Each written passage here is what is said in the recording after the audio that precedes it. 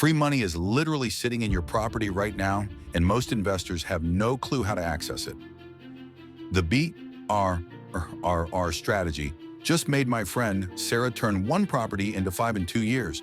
She bought a rundown duplex for $60,000, spent 15 grand fixing it up, got it appraised at $90,000, then refinanced and pulled out $72,000.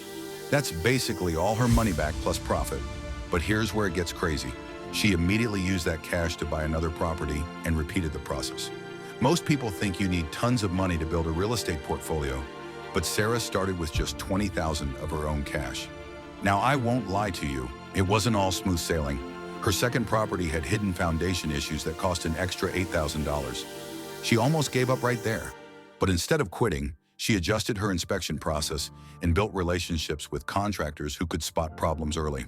The game changer was when she realized different markets respond differently to the BRRRR method. Urban areas gave her higher rents but cost more to renovate. Suburban properties were cheaper to fix but took longer to rent. She learned to match her strategy to each market.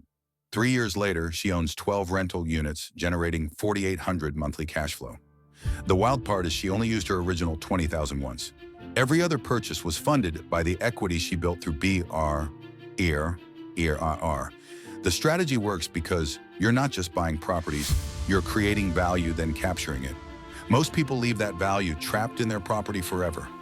Sarah learned to set it free and multiply it across multiple investments.